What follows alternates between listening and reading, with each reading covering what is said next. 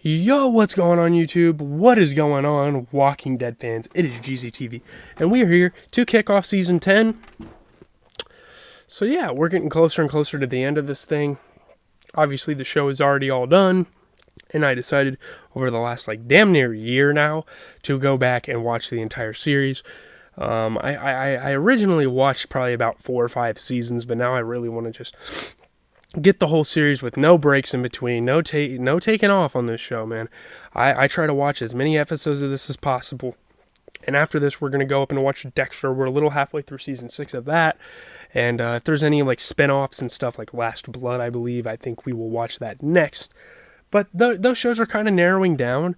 I'm probably going to watch maybe The Sopranos. I think I'm going to watch Ozark. There's a lot of shows in the line here. I haven't watched a whole lot of TV in my life, so I'm more of a movie guy. But yeah, plot's pretty straightforward. We'll get into that in the critical reception in this video, so let's just get going. So the harsh winter has passed, and the collective communities continue to thrive. There have been no signs of the Whisperers, and there are split opinions on what this means. Could they just come out of nowhere and just terrorize this group? We don't know. Michonne and Daryl fear that they will return and order others to respect the line that delineates their boundaries from others. And they're training. The collective communities have started training an army against walkers at Oceanside. However, during one exercise, they find a Whisperer walker mask washed ashore, and fears about the Whisperers spread to the communities. So for a short little period of time, these communities have had time to recuperate, to kind of relax, to recover, to grieve on, that kind of massacre that happened with the Pikes, the heads on the Pikes.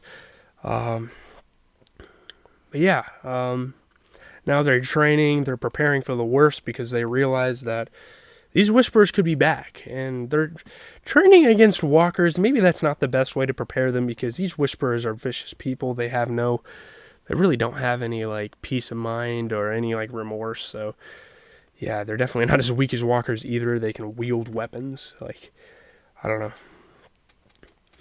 know. Scouting parties are sent out to check along the territory boundaries to see if there are any signs of walkers, but none are found.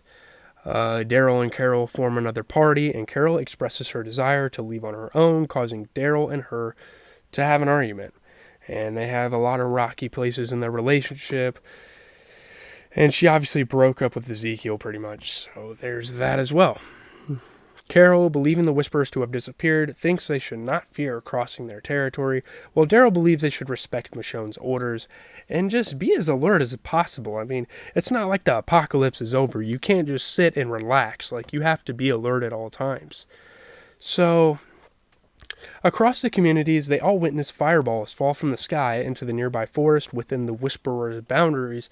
So they're really interested to see, will that drive them out and force them to come towards them? It's a really interesting situation here that's been created off this event. Over radio, the communities agree that if they do not put out the fire, it will spread and threaten their communities, and firefighting teams are sent out. So as they put out the fire, they find the fallen object is an old Soviet satellite. So obviously those things are kind of losing connection, so they're going to fail, right? After a brief encounter with walkers drawn by the fire is extinguished and Michonne orders everyone to leave immediately. But Eugene insists they need to recover the satellite for any technology that might help them. Kind of scrap it, pick it up, see what they can use it for. Michonne reluctantly agrees yeah, okay. During the chaos, Carol wanders off, followed by Daryl, and again she talks about her wanderlust. He offers to go with her, but she refuses.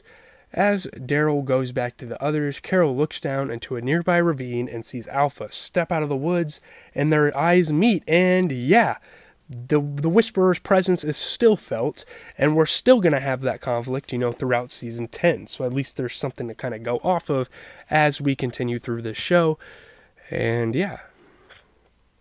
It's a pretty decent episode, 92%, 7.48 out of 10, 28.5 reviews on Rotten Tomatoes.